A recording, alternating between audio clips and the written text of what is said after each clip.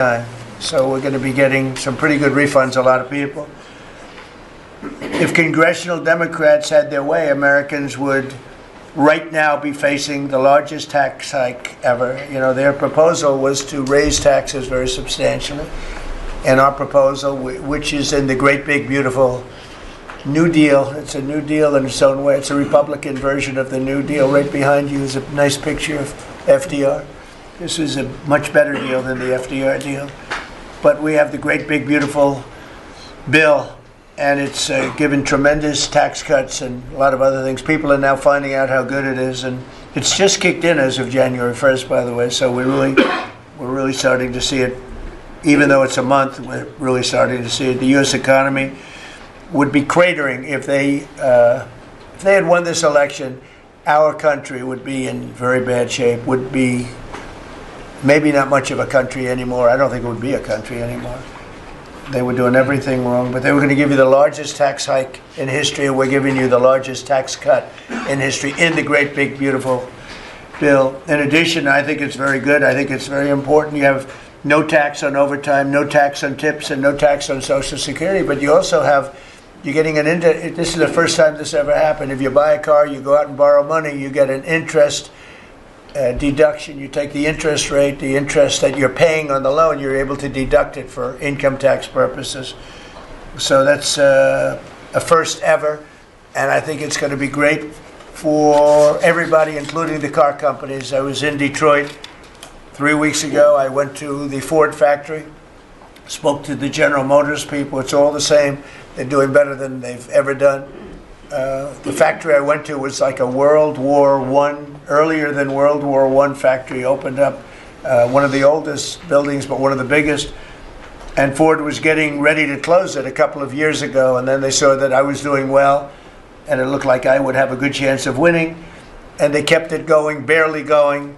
And last week they announced, during my visit, they announced that they're going to round the clock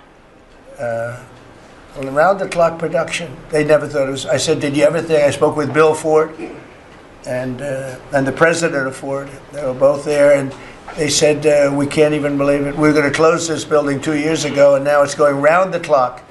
He said, we cannot. I mean, they said, we wish it was twice the size, but they're now building additional plants in the United States, as is everybody else. You have AI building, but the car companies, I love the car companies, and you have them, they're all coming back. They're coming back from Mexico, they're coming back from Canada, they're coming back from Japan, and they're coming back from Germany, all over Europe. They're coming back, they're building here because they want to avoid the tariffs. They don't want to pay the 15%, in some cases 25% tariff. Could be a lot higher than that if it wasn't working. So because of that, they're all coming back.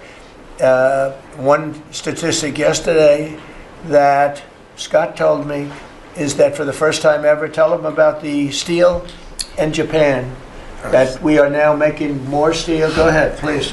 So yesterday they reported for the first time in 26 years, the United States of America produced more steel than Japan. Wow. And that is entirely driven by your tariffs. Amazing. Thank you.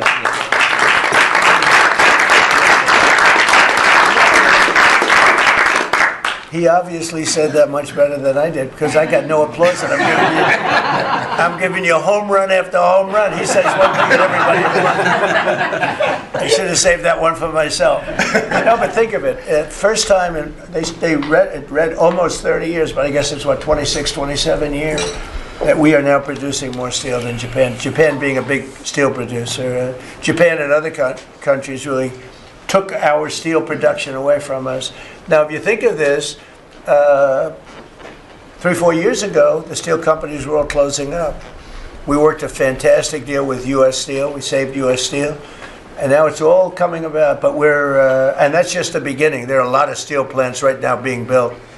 So that's an amazing number. Nobody would have believed that. If you would have said that 3, 4, 5 years ago, people would have said, yeah, it's not a true fact. But so it has to be true, because otherwise you question me on everything. I have to be extremely accurate. I don't exaggerate it. I don't want to exaggerate, because you will call me. You don't call other people, but you would call me. Under my most favored nation spot, which I think is the most important thing, Bobby, of all what we've done, because we're bringing drug prices down by 80, 90%, depending on the way. You could say 5, 6, 7, 800%. Depends on the way you want to calculate it, right? But let's go the old-fashioned way. But drug prices for prescription drugs will be down 80, 90%, 75%, 68%. They've only gone up for years and years and years. They've only gone up, and now we're going to have essentially the most favored nation. We're going to have the most favored price in the whole world. Whatever the lowest price in the world is, that's what we're going to pay. And I don't want to go into a big deal, but nobody else could have gotten this but this administration. I'm being very nice when I say that. The cost of prescription drugs is coming down by a number that was never even thought of. This will have a huge impact on healthcare, by the way, because obviously drugs are a big part of healthcare, and it will help repair some of the Unaffordable Care Act's damage that they've done, because the Unaffordable Care Act, which is Obamacare, it's unaffordable. It's not affordable, and it's a disaster. And hopefully we will be paying money directly to the people instead of giving the insurance companies the money. They'll go into a healthcare savings account or whatever it is. But think of it, we pay the money, billions and billions, really trillions of dollars going to insurance companies. We want that money to go to the people. They buy their own health care. And it's so popular. The problem we have is the Democrats are owned by the insurance companies. They're literally owned lock, stock, and barrel by the insurance companies, and they hate it.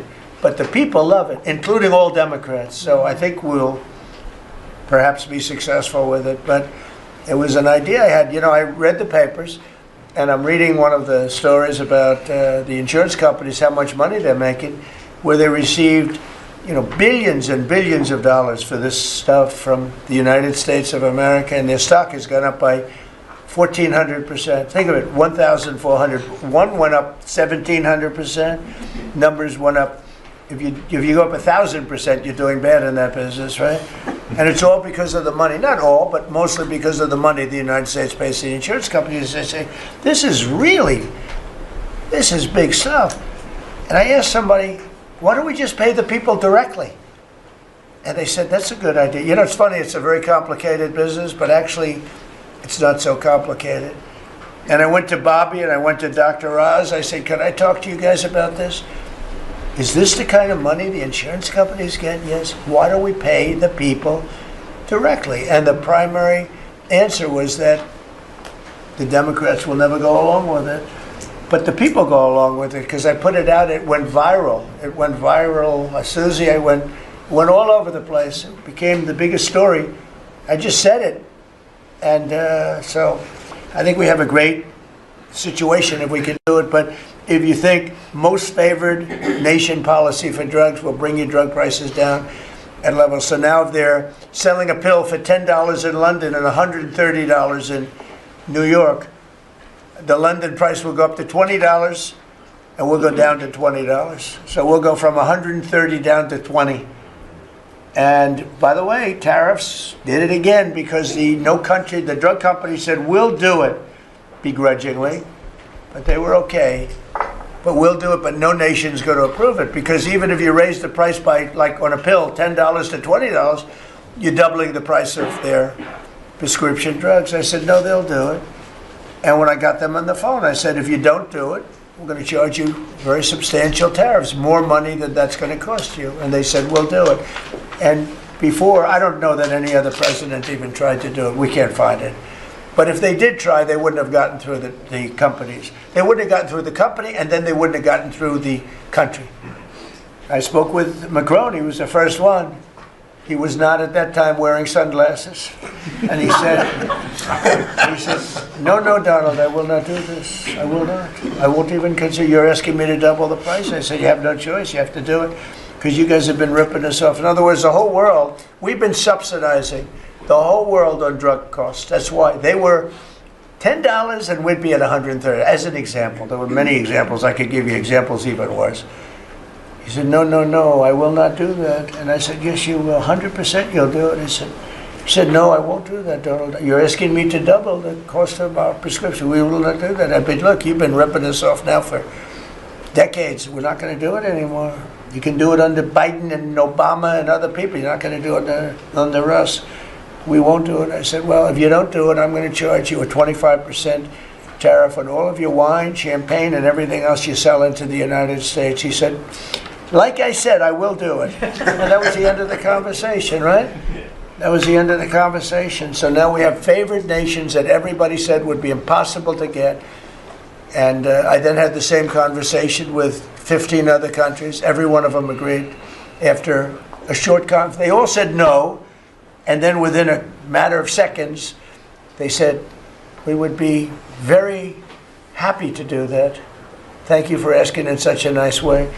And it's a great achievement. I think it's going to be one of the best achievements we've had in this country in a long time. So we're going to be knocking drug prices down at levels never seen before. I want to thank the drug companies because once they agreed, they really did.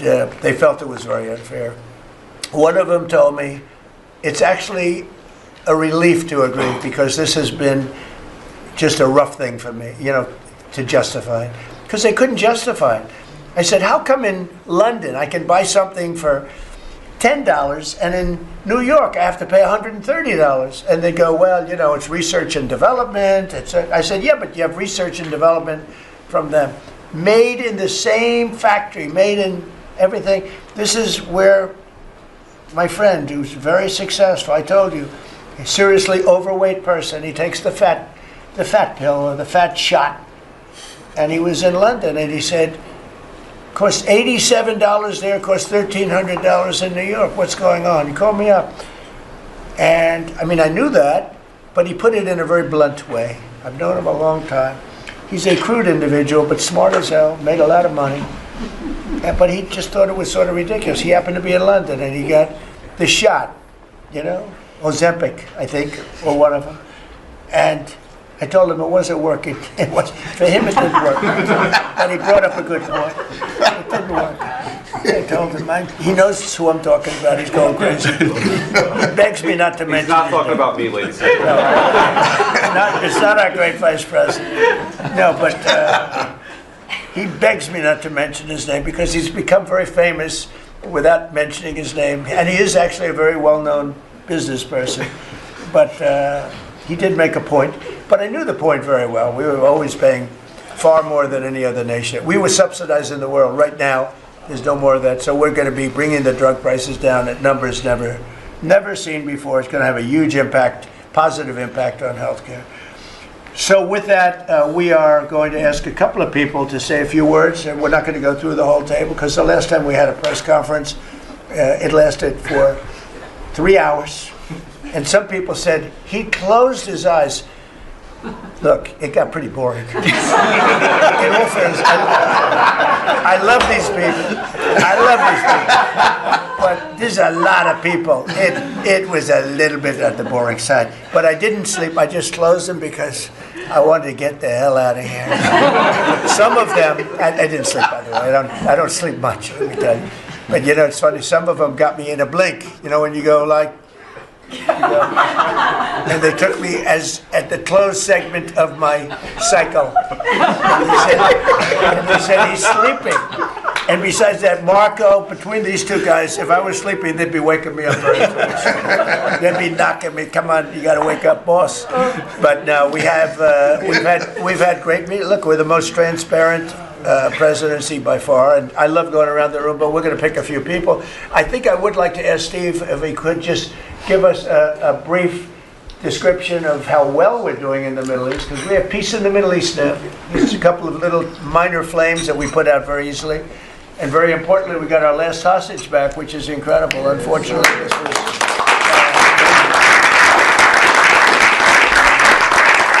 something that nobody said could be done. And I will tell you, Hamas was a big factor in getting all of the hostages back. We were not happy with them, and they had to bring them back. And they found the dead hostages, the bodies of hostages.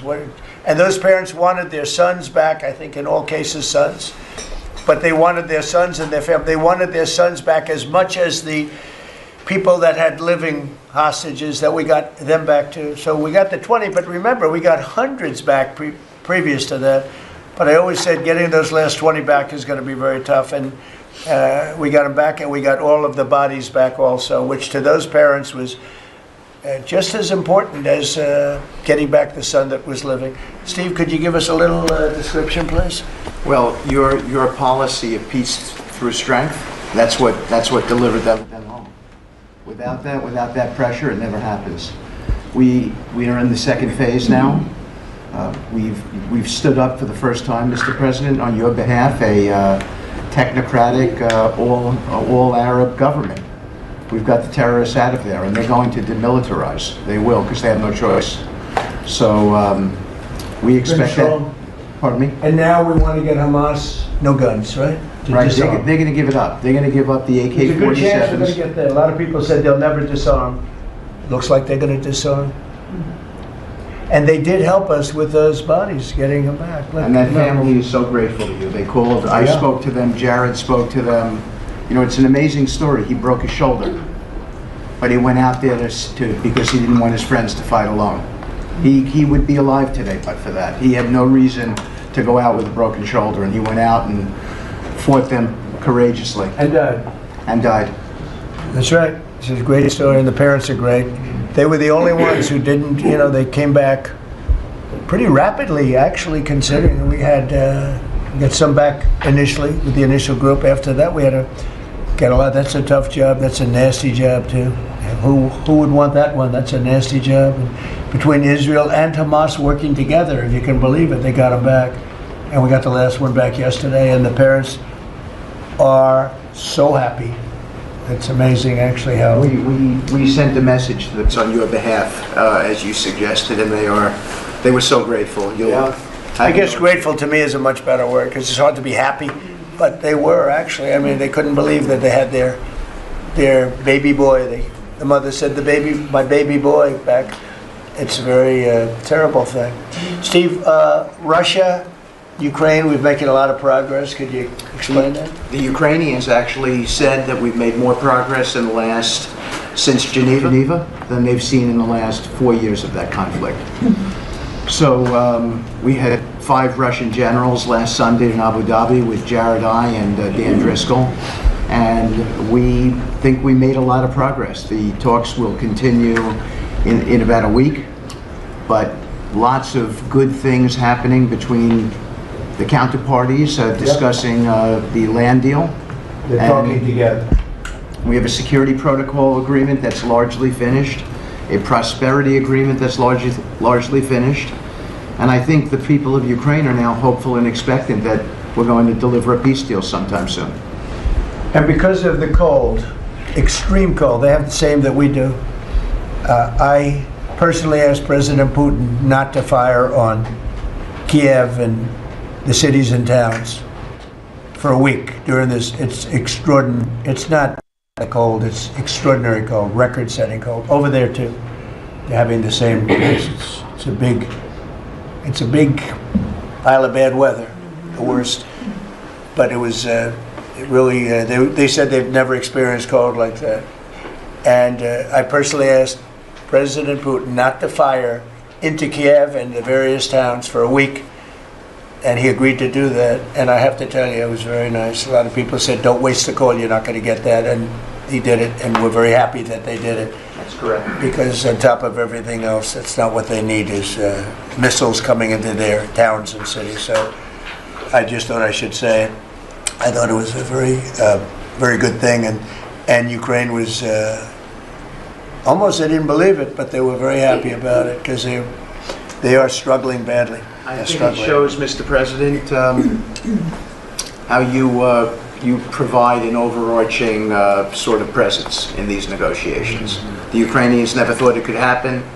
The Russians are doing things maybe that people wouldn't give them the credit for doing, and I think it always comes down to your indomitable spirit. Well, it was a good thing. If you think it's cold over here, they say in Ukraine you can add another 20% to it. It was very cold place anyway, but this was, they see numbers that were so, they'd never seen numbers like that, cold numbers like that. So it was, I thought I should mention it. Could I ask Scott Bessent, we have so many things happening, could I ask you to maybe say a few words, please? Yes, sir. So the one big beautiful bill that was passed on July 4th last year, we're starting to see the effects kick in. You mentioned the great economy. One of the things in the one big beautiful bill, Mr. President, it was an honor to host you, and as you said, the best rapper in the world, Nicki Minaj, at yesterday's Trump Accounts Summit. We've now had 1 million people sign up for Trump accounts just this week. We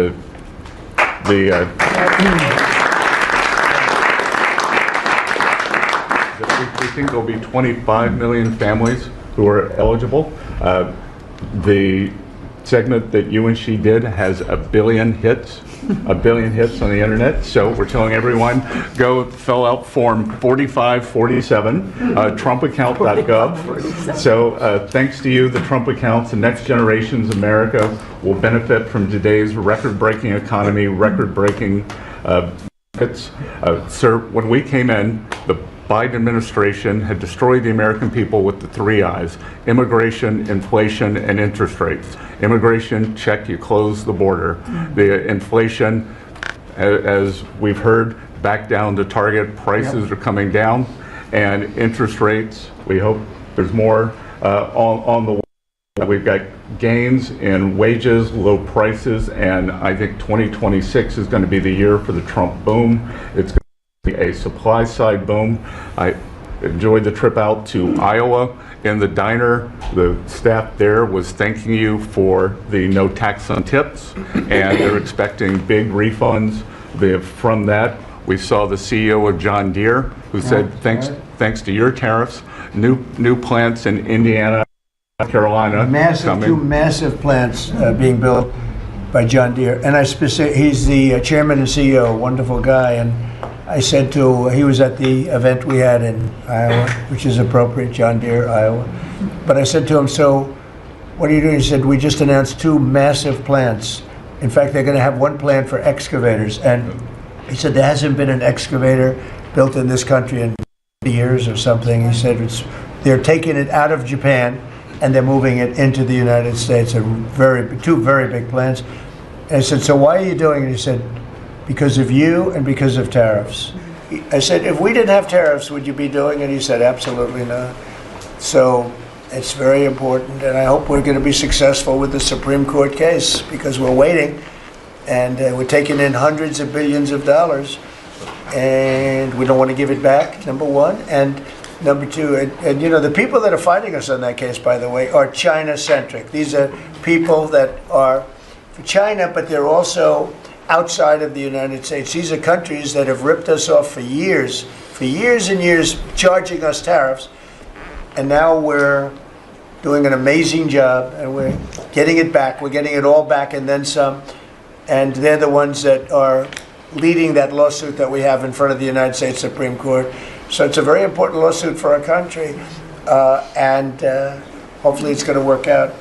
We're waiting a long time, but hopefully it's going to work out. We've taken in hundreds of billions, even trillions of dollars, and certainly we've taken in trillions of dollars of, you know, a big part of that $18 trillion that's coming in is because of tariffs. They're coming in, they're building because they don't want to pay the tariff, and the tariffs are very, you know, steep. They could be much steeper. You probably saw I put out a truth today, and the tariffs could be much steeper.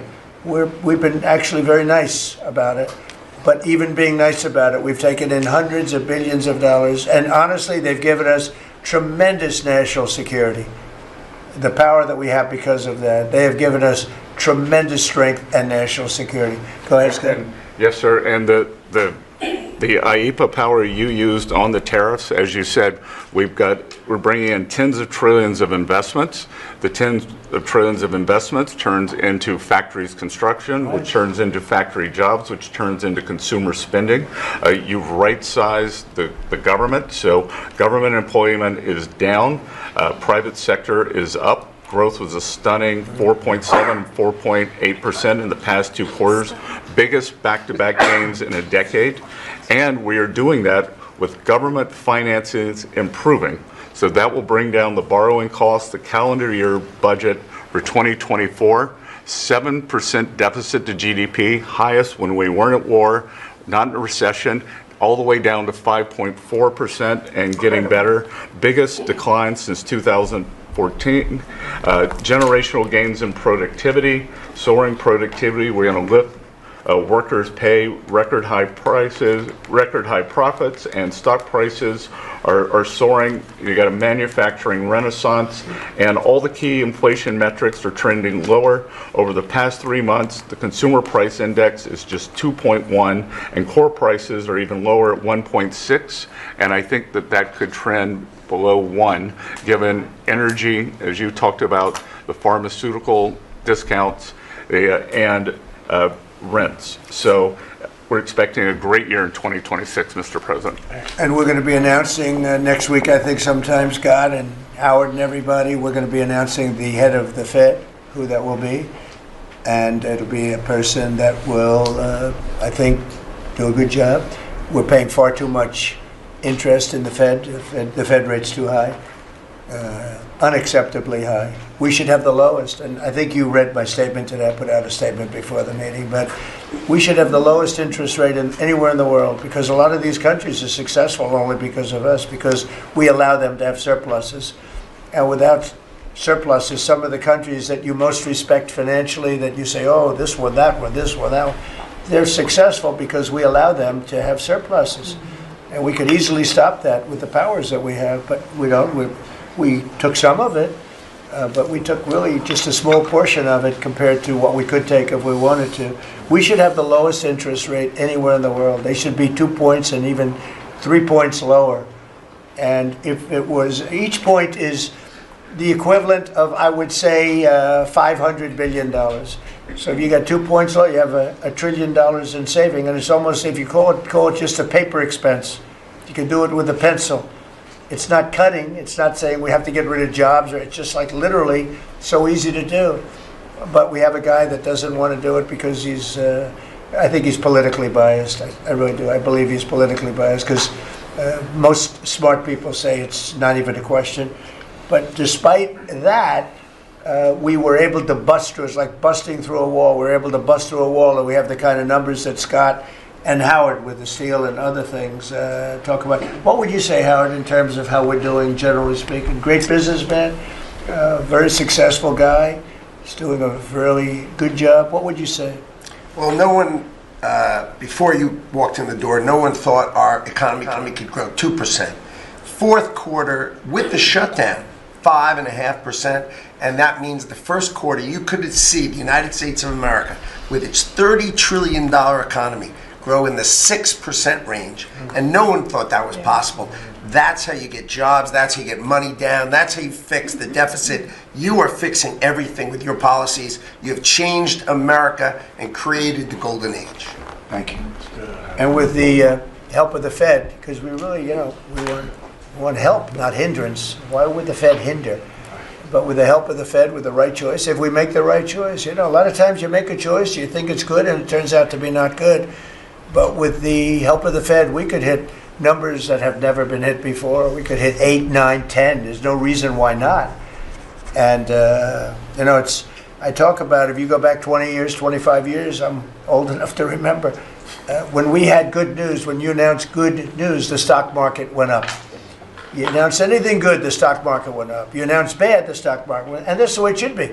But now it's, over the last 15 or so years, if you announce good news, that means they're going to raise interest rates because they want to kill it. So you can never really be that successful because you announce all record numbers, great, because they're afraid of inflation. But growth doesn't have to have any impact on inflation. It can make inflation go down in many cases. So, and you've seen that with us. I mean, we're growing at a much faster rate than anybody thought was possible. We have very controllable inflation. With Biden, we were getting killed, and we had the worst inflation in 48 years in history, in the history of our country. And that's with going down. So growth is a great thing. It doesn't mean inflation. And I want to go back to a system where when we announce good news, they say that's great. We can lower interest rates instead of raise interest rates. And by the way, if inflation comes, we'll take care of it when it comes. But they're trying to guess it, and they're trying to get it 10 years before in advance. And, we want to make this country greater than ever before, and I think we're doing that. But we want to make it that when we announce great news, everything goes up. If we announce bad news, that happens too. We bring it down, and we control, and we do what we have to do. But we can have numbers in the upside like nobody's ever seen before. I want to ask Bobby to say a few words, if he would, about some of the incredible things that we've been doing in your department with Oz and everybody else. Mr. President, we're in the process of implementing your great healthcare bill, which is going to increase affordability, drive down costs, and increase the quality of healthcare for every American. You mentioned MFN, Most Favored Nation. We now have agreements with 16 of the 17 drug companies. And you asked us to do something. Clinton had promised to do this, Biden had promised to do this, Obama, Bush had all promised to do it. None of them succeeded. It was regarded as impossible, and you made it 10 times harder. As you said, not only do I want MFN, but I want them to all reshore their production to this country. And they don't have any money to do it because we've taken it all from them. And I want to make sure we continue to lead the world in innovation. We succeeded in all of those goals, and the proof that we did that is after we signed those agreements, the stock prices for those companies went up $1.3 trillion. Amazing. And they are reshoring. Eli Lilly is building 6 new plants, including an API plant. So the next time that we have a pandemic in this country, we're not going to be stuck buying API from China, who cuts us off. We're going to be able to make it right here. Novo Nordisk is building 4 new plants, and we are going to be releasing Trump RX so that every American can get the lowest prices in the developed world. In some cases, they're going to be lower than the lowest prices in the developed world. And that's going to be happening sometime probably in the next 10 days. So we're doing rural health care. We sent out $10 billion last week. The states have that money. They're going to be giving it to rural hospitals sometimes in the next 2 weeks. And we're going to revolutionize rural health care in this country. You are raising the influx of federal dollars to rural health care by 30% over the next 5 years. So 30% every year, more dollars, federal dollars, are going to be flowing to them. It's going to allow them to rebuild their decaying infrastructure, to retain providers, and also to revolutionize the use of AI and other technologies, which is going to dramatically lower the prices for rural Americans and raise the quality of their health care. Brooke and I released the dietary guidelines, which have been received incredible acclamation from both sides of the aisle. We are going to change the food culture in this country. Brooke gives away $405 million a day to buy food for Americans. And the WIC program, the Head Start program, SNAP, school lunches, the VA, and the military, they're now going to be getting real food for the first time. And Brooke came up with the ingenious idea of requiring every store in this country that accepts food stamps to double the amount of real food that they're selling. And this is going to drive changes in the market, and it's going to lower the cost of meats, of proteins, of whole grains, of fruits and vegetables, so that every American will have in their reach an affordable meal that actually is real food. 70% of American kids now are, 70% of the diet of American kids is now ultra-processed foods. That's why we're spending $5 trillion in treating chronic disease in this country every year.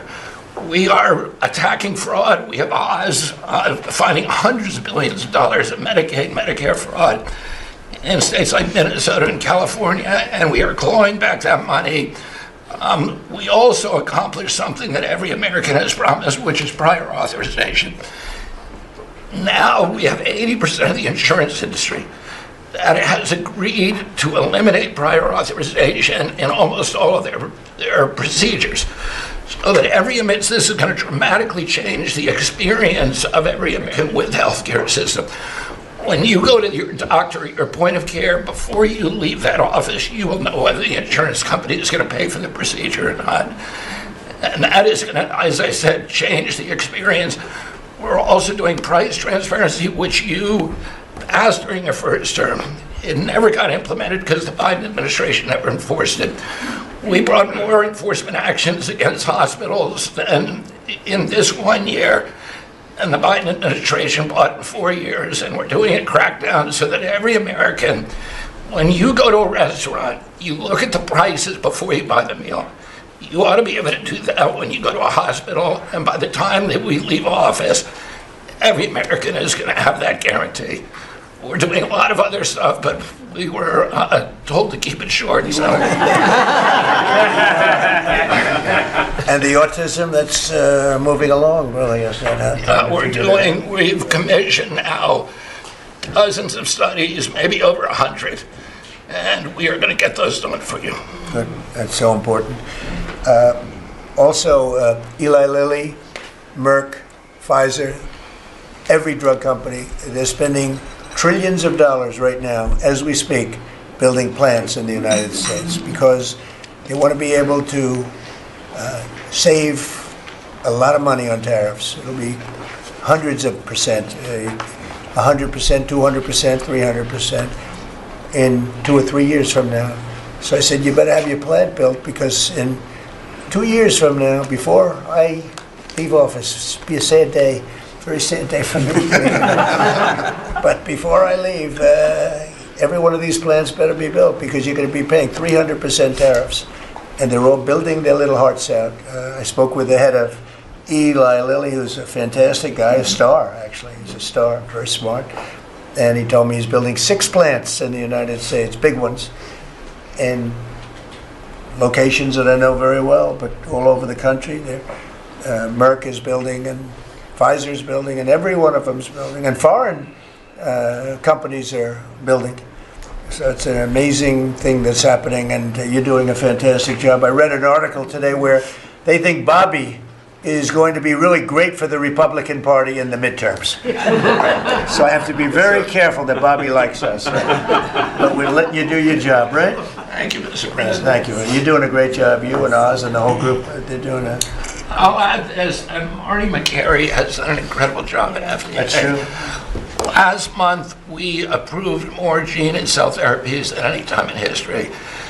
And we're making this a safe and productive and encouraging ecosystem for biotech so that China does not steal that industry from us. Fantastic. I'm going to ask Scott Turner to speak really quickly about housing because, in my opinion, I have very strong opinions on housing. That's what I did for a long time. I did good with it. But, you know, we got to get interest rates down even lower. They are now pretty low, but we got to get them lower. And I'm a big factor, to me, the biggest factor is interest rates for housing. Yes, only in that, you know, you have a lot of people that have become wealthy in the last year because their house value has gone up. And, you know, when you get the housing, when you make it too easy and too cheap to buy houses, those values come down. I don't want those values to come down. We have millions of people that own houses, and for the first time in their life, they're wealthy because their house is worth $500,000 or $600,000 or more or less, but more money than it's ever been worth before. I don't want to do anything to knock that down, and so I want to be very careful with this. You know, you make housing, I can turn on housing immediately, but you make it too easy and you're going to knock the value down of people that own houses. I want to, for those people, those millions of people that own houses, we're going to drive those values up, but we're also going to try making it easier for people to buy. The best thing that can happen for both groups of people is lower interest rates, and those interest rates are coming down, and with a proper, intelligent person at the Fed, that person will be able to work with us to get interest rates down. That covers all of the sins. It covers everything. Lower interest rates keeps the values up for the people that have housing and lets other people buy housing. And Scott, if you could just expand quickly on that. Yes, sir. You did allude to when we first came in, sir. You know, our fiscal house in America was a mess, but because of your economic policies, the economy is thriving. And I do have some good news to share. As you said, you know, good news. I hope this will make the interest rates continue to go down. But because of your policies, sir, home sales in December, they rose sharply to their strongest pace in 3 years. A lot of people, when we first came in particular young people, were concerned and asking the question whether they would ever be able to afford to buy a house in America. which is the American dream. The 30-year fixed mortgage rate dipped to a multi-year lows, driving monthly payments down for the 2 years at the lowest levels. So more people can get a mortgage now, more families can be able to afford to get a home and achieve the American dream. At HUD last year, we helped and supported over 1 million people through FHA and Ginnie Mae to be able to buy a home. 500,000 of those were first-time home buyers, and hundreds of thousands of our veterans we supported. And so that's good news that millions of people in our country are now beginning to buy homes. We also, sir, saw that you are and will work with you making bold action to ban institutional investors from buying single-family homes. Those homes are for the American people. So, sir, thank you for your leadership on that. Also working with Director Pulte over at FHFA to buy $200 billion worth of mortgage-backed securities, driving down even more the cost to get a home. And so we're grateful for those actions. Also, the One Big Beautiful Bill has been tremendous, making the low-income tax credit increase, working with Secretary Besant at Treasury to produce more projects and more homes in America. And the One Big Beautiful Bill also made our beloved opportunity zones permanent. And the media doesn't talk about opportunity zones very much, but I'll do it today because I know that they have been transformative in our country. Over 1 million people lifted out of poverty, sir, in opportunity zones, 300,000 new units of housing in opportunity zones, and a 3.4 increase in the value of houses. And that's by the way, we have to give him credit. Senator, he's a great guy. Tim Scott came to see me, first administration term, and he had this idea for opportunity zones, and he gave me the idea. We did it. We implemented it. It's one of the most successful programs in the history of our country, and nobody talks about it. The press doesn't talk about it, but I want to just tell you, Tim Scott, Senator, South Carolina, did a great job, right? Did a wonderful job, yes, sir. Did a good job. He's a good man. Yes, sir. And so those have been made permanent now. Will help millions of Americans to be able to afford to buy homes. Also, the One Big Beautiful Bill has been allowing HUD to make sure, working with the Department of Homeland Security, that every person that lives in HUD-funded housing is an American citizen. A blind eye has been turned prior to us being here to people living in HUD-funded housing, but no more. We're going to take account and transparency to make sure. And so there's a lot of crime that goes on in public housing, but we're coming after the criminals and making sure that everybody in there is an American citizen. So thank you for your support. We are now have taken possession of our new building in Alexandria, and we're going to save the American taxpayers hundreds of millions of dollars. So, sir, thank you for your support and your leadership. Good job. Thank you, Scott. Great job. Appreciate it. One of the things Scott said, though, is, again, existing housing, people that own their homes, we're going to keep them wealthy. We're going to keep those prices up. We're not going to destroy the value of their homes so that somebody that didn't work very hard can buy a home. We're going to make it easier to buy. We're going to get interest rates down. But I want to protect the people that for the first time in their lives feel good about themselves. They feel like they've, that they're wealthy people.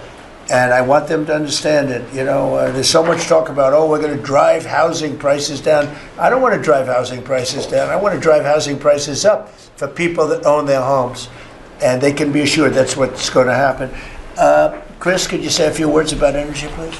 You bet, Mr. President. I can say with confidence that your energy dominance agenda is firing on all cylinders. United States oil production today is greater than Saudi Arabia and Russia combined, the number 2 and number 3 producers. Our natural gas production today is greater than Russia, China, and Iran combined, the 2nd, 3rd, and 4th largest natural gas producers.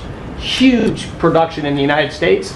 Secretary Burgum at the Interior Department has taken in more money on oil and gas lease sales in the first year of this administration than the entire 4 years of the Biden administration. And beyond oil and gas, 6 new coal leases under this first year of this administration from the Interior Department, and coal production is growing again in the United States after years of decline. And this beautiful clean coal was the MVP of the huge cold snap we're in right now. I can say with some confidence, hundreds of American lives have been saved because of your leaning in and stopping the killing of coal and revitalizing coal. Coal over the last few days, where we're at peak demand in electricity, has delivered 20 times more electricity than solar and batteries. Think about that, 20 times more. An industry. Because coal doesn't mind very cold weather, right? You're not allowed to say the word coal without proceeding by saying clean, beautiful coal. Clean, beautiful coal. It's not affected by bad weather. Rain, snow, sleet, freezing cold. How does it react under freezing cold weather? It steps up and delivers big time. In fact, what coal did during this storm was deliver massively more electricity than it was delivering a month ago. Because we needed far more electricity. Who can step up? The windmills, by the way, are all frozen. You know that they don't turn. The windmills aren't turning. The windmills that these fools paid for. The fool is this country, because the people that have the windmills get massive subsidy, and they make a fortune on windmills that don't even work, and they don't produce anywhere near what they should be. And it's the worst, most expensive form of energy there is. And by the way, Europe is destroying itself with the stupid windmills they're putting all over their beautiful areas of most magnificent landscapes in the world, and they're just destroying. Europe, better get smart.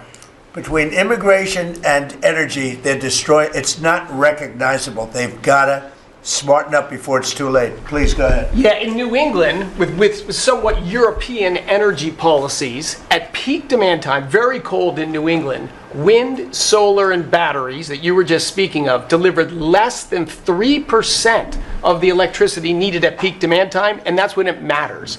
Because if electricity goes out when it's very cold, people die. Over 200 people died in a smaller cold snap during the Biden administration. This was massively larger geographically. We've had no failure of the electricity grid, no failure of long-distance transmission lines. Local distribution lines have iced up and come down, and we have people from all over the country working to get those back up because people need their lights back on. But your energy policies delivered just a dramatically different outcome for the American people. If we'd continued the Biden-era policies for one more year, continued to shut down coal plants, continued these crazy climate restrictions that wouldn't even let power plants run at maximum demand time, we hadn't liberated all the backup generators that are sitting there. We gave up an emergency approval, So a lot of run those everything. plants that were going to close, coal plants that were modern and good and threw off very little problem, and that were really powerful. You know, by the way, China does most of everything they're doing with coal.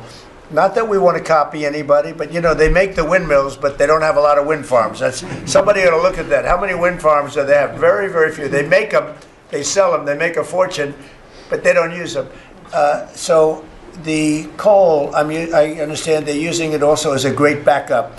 So you build a plant, but they have it as a backup in case of tragedy, in case of really bad weather, et cetera, et cetera.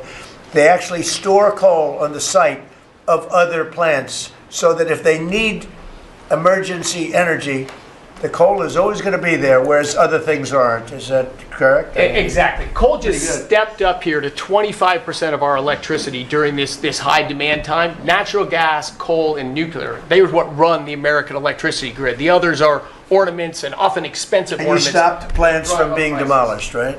17 gigawatts of coal generation plants were slated to close last year that were stopped from being closure by this And if administration. they were closed, we would be really tight on energy. We would have had significant blackouts at these peak cold times, and extrapolating from the last storm during the Biden administration, I think at least hundreds of deaths. Because in the South, a lot of heating is done with electricity generation. If those grids go down, people die. So these, and when you're going back to the Working Families Tax Cut Act, or the One Big Beautiful Bill, that got rid of $500 billion of subsidies, energy subsidies, that do nothing but make energy more expensive and less reliable. And under this administration, we've spent massively less on energy, and we've delivered massively more on energy. And when you have more energy of lower prices. It's a fantastic job. You and Doug. Doug said, you got to get this guy Doug. You got to get this guy Chris Wright and get him as soon as you can. I said, but I want you to run energy. He said, well, I'm good at it, but he's better, right? Can you tell me that? So I gave him the land, I gave you the energy, right? And it's a great combination. I mean, they literally have, I said, maybe we'll merge it in some way. They said, we don't have to. We get along. They work together, right, with the land. He's got the land and the energy. He's got the knowledge to take it out. It's been a good combination. This administration, the whole administration, and your leadership has been very focused on energy because we can push down energy prices, we can lower costs on Americans, and we can raise wages by bringing jobs and opportunities here.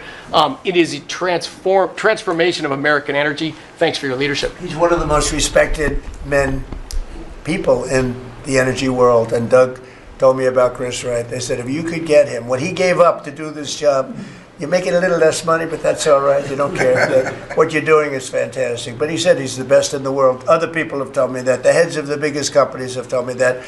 And it's really panning out to be so. We appreciate it very much. It's great.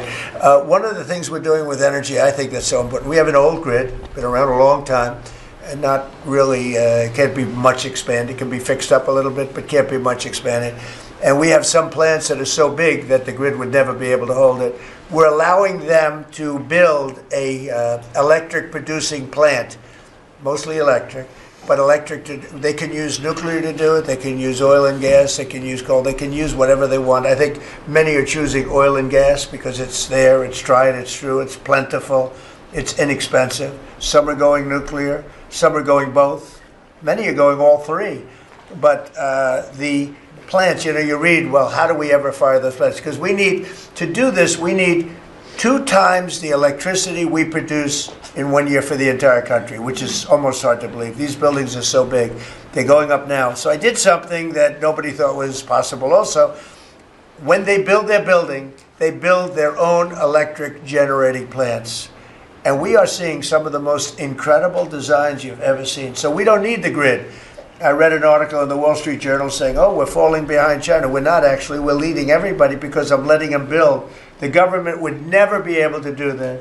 Now, China's a different kind. They build, they do things that you got to hand it to them. President Xi, they build vast amounts of energy. They don't have certain constraints that we have in this country, but we're more than topping them. We're leading China by a lot on AI, and it's primarily because I'm allowing them to build with their plant their own electricity. If they had to rely on the grid, they wouldn't have any power. You wouldn't have any power for anything.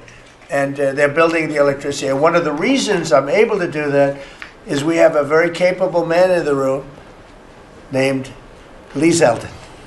He may be in the room someplace. Is it his normal place? He's there. He's always there. Most reliable, solid guy. And he's done an amazing job. Could you just explain that? And also, because of the fact he's so good, California has a problem. The hardest permit to get when they lost 25,000 or so houses, which shouldn't have been lost, they should have allowed the water to come down from the Pacific Northwest, which was very plentiful. But they didn't do that. They lost 25,000 houses. Lee and his team gave them the most complicated permit within 20 days. Everybody, every single house that burned down got the federal approval. Unfortunately, it's well over a year. And the state and the city, that's Gavin Newsom, and the city, the mayor who's grossly incompetent, by the way, they have been unable to give permits. There are like 3 houses being built out of thousands and thousands. They have no permits. So I read about a week ago that it's possible because of what's happened, whether you declare national emergency or something. These people are they're dying to build their house. They want to do something that I could put somebody in charge from the federal government. Congratulations, Lee. And I'm putting Lee Zeldin in charge of getting them their permits, city, federal. You have the federal, you need the city and state. And I hear you have great powers over them if we want, and we're going to give you that power. We've already given you that power. So Lee Zeldin is going to work with the thousands of people that are dying to build their house. And I also recommend one other thing. Give them the house plus a 10% bonus. In other words, you get a bonus, you can build your house 10% larger. They've suffered so greatly, they've waited so long, and they should be given a bonus. So I think, and I've heard this has been done before, they get a 10% bonus. They can build a house that's a little bit larger than what they had before. And I'd like to have you take it over. Mr. President, your great Secretary of State was looking for another job. So. I was thinking about him, but he's pretty well booked. I watched him. He did a great job yesterday, but He's a little booked up. Let's go, Lee. Talk. No more ideas like that. When President Trump came into office, he immediately signed an executive order giving EPA 30 days to complete our Phase 1 hazardous material removal so that the Army Corps can come in and complete their Phase 2 debris removal. So at first, the response was that that was going to be impossible. Good luck trying to get it done maybe by the summer. But we figured it out because operating at Trump speed, the president was just sworn in. We had to get it done, and we got it done in less than 30 days. The Army Corps then came in and completed the debris removal. So the federal government, while the governor has tried to accuse this president of not focusing with a laser on putting all of the weight of the federal government into getting this done, it happened from the moment he was sworn into office. SBA came in. I think it was about half of the disaster loan money, billions of dollars from last year went towards these residents and businesses. So the full weight of this government. But right after I was sworn in, which was actually a year ago today, my first trip was to East Palestine because the vice president never forgets his home state. The second trip was going to Los Angeles. There were people with contractors all over Palisades and Eaton ready to rebuild right then and there. You're talking about a year ago. And now the frustration, the passion that we all hear from all of these Los Angeles residents. And President Trump, he's made it clear to us that he's heard enough. And the message should be heard loud and clear to that local leadership. They should be motivated listening to this right now. And when this cabinet meeting is over, if it hasn't been done already, is that they need to go into the office where these permits are just laying around, flip over tables if you have to, fire people if you have to, and get all of these approvals done so that people can rebuild their lives. It's been a year, and this president has had enough. So whatever you can do, that's going to be very important. And it's so sad, those people, we were there a few days after the fire. You were there with me. We're walking down the streets.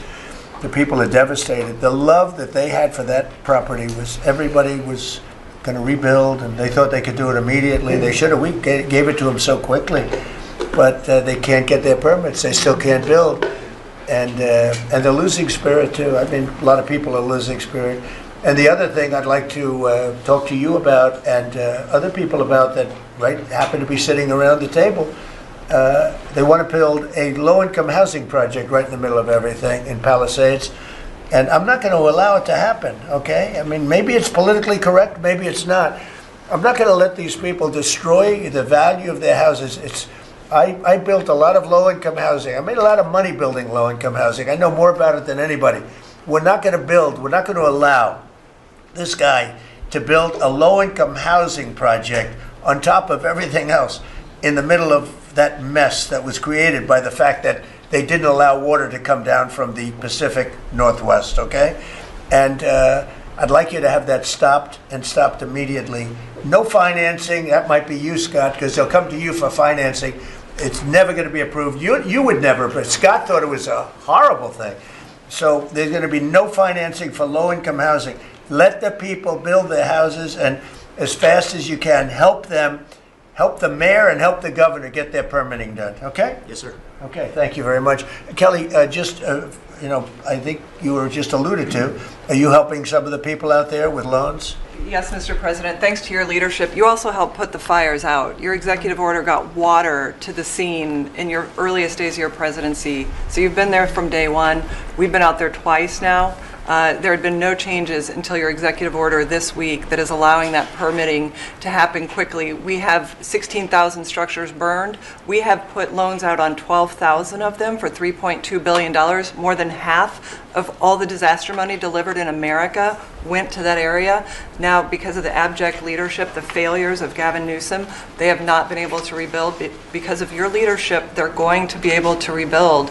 But that's not all you've done. They'll take the credit for it. Watch, it'll start. And they'll take the credit. Look at the great job we did. They would never, it wouldn't get built in 20 years. And it will be destroyed by building low-income housing next to luxury housing. History says that doesn't work too well. Go ahead. We're going to make sure that doesn't happen, Mr. President. Please. But under your leadership, you've ended at least 8 wars, okay? But probably the most important and underreported war that this president ended was Joe Biden and the Democrats' war on Main Street and hardworking families.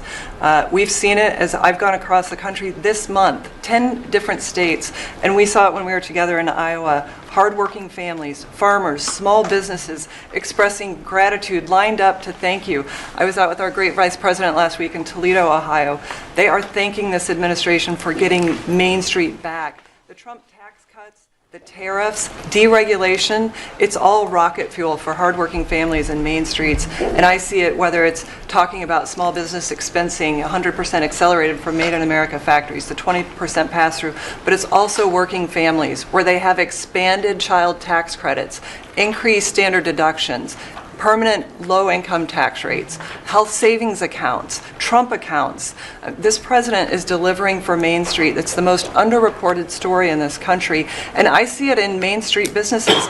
All-time small business confidence hit a record under this president last year after the Trump tax cuts. All-time small business formation now at 36 million small businesses and a record $100 billion out from SBA because a record number of people want to invest in this country and hire. And whether I've talked to manufacturers about tariffs, they know that this president is bringing manufacturing back, just like Prince Manufacturing in Macon, Georgia. 500 employees machining parts for our defense, our agriculture, our automotive, our aerospace industry. They're going to hire 500 more people this year because of tariffs, because of the Trump tax cuts, and because of SBA lending.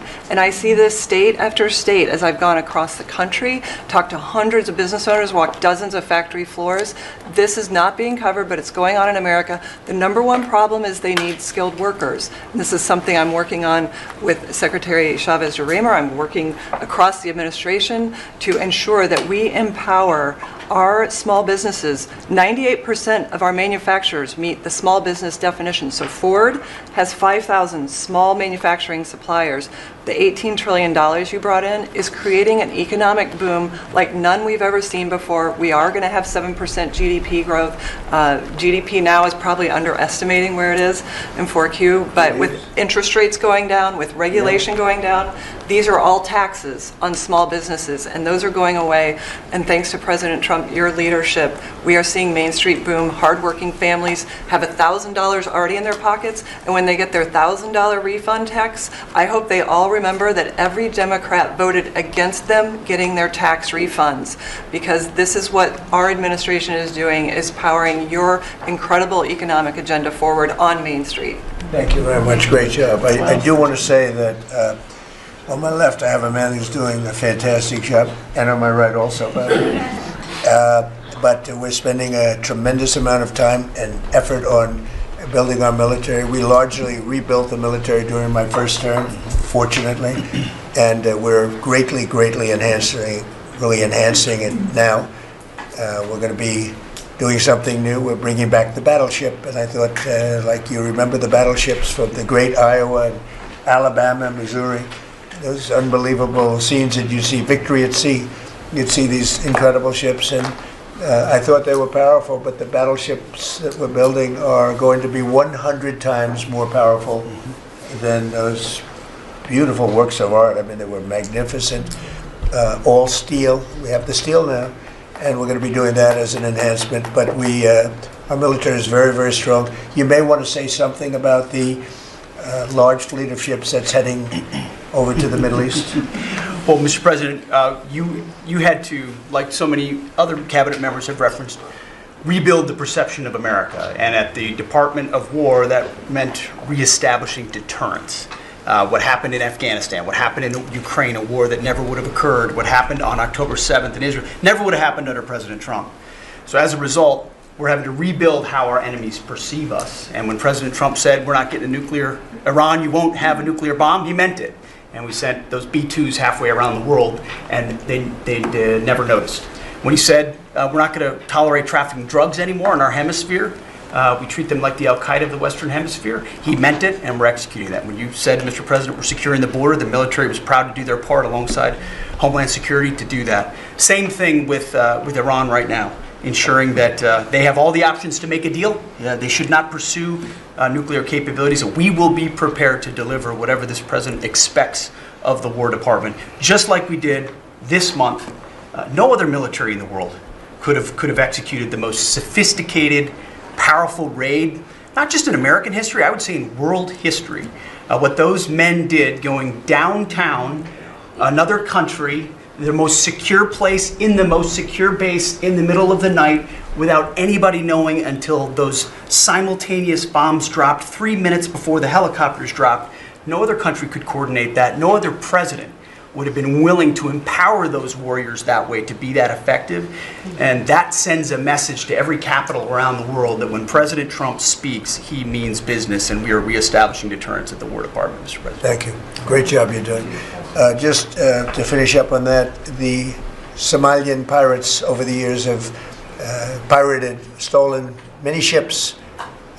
They would get large amounts of money for the ship. You know, you have $1 billion ship, and the insurance companies didn't want to fight because, you know, some of those ships are very flammable. They're carrying millions of barrels of oil. Very flammable, very dangerous situation if they're shot at. So they wouldn't fight. We notified them a number of months ago. Anybody that does that gets the same treatment as a drug dealer sending their drugs in from Venezuela or anybody else. As you know, it's 97% down by water. So the drugs coming in by sea or by water is down 97%. Now we're also starting. That was the more difficult route. Now we're starting to do that by land also. It will be, you'll see that happen as they come in and kill our people with drugs. I think the real number is 300,000 people a year, not 100, but whatever it is, it's a lot of people, hundreds of thousands of people. They're going to get hit. But also we added to the list the Somalian pirates that go out on a boat, similar type boat, actually not quite as fast, not quite as nice as you can imagine, but they get the same missile that we give to the people that are bringing drugs. And so far we haven't seen anybody going out. So the traffic is not being interfered with by people pirating our ships. Not our ships, ships all over the world. I said, make it for any country. We're doing the rest of the world a favor. It's a very effective favor, but we see very little pirating nowadays. You used to have ships being taken every single, like 2 or 3 a week, these massive ships that be brought in to some place in Somalia, which I don't even know is it a country. We have Ilhan Omar left, and then she gives us lectures on the Constitution of the United States.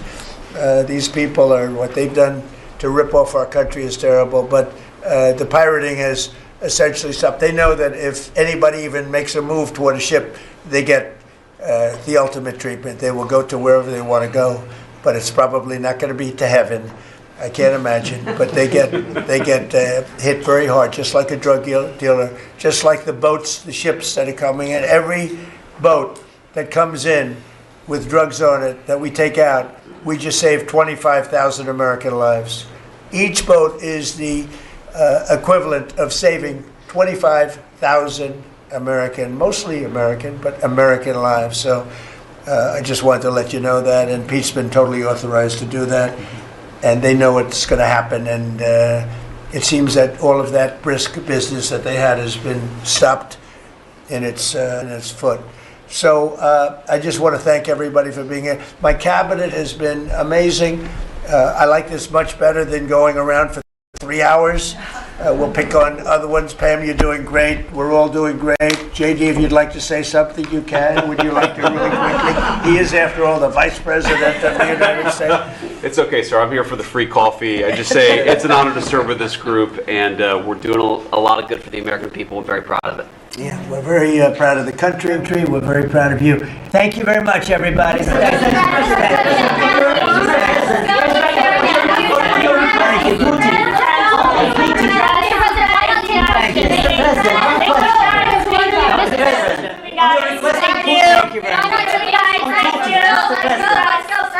Thank you, Press. Keep moving. Thank you. Go, guys.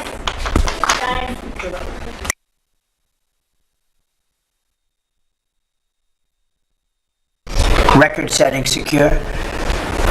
We had 0 illegal aliens being admitted into our country for the last 8 months. That's hard for even me to believe, but the people that make up the lists are supposedly nonpartisan, but I would say they lean toward the Democrat side.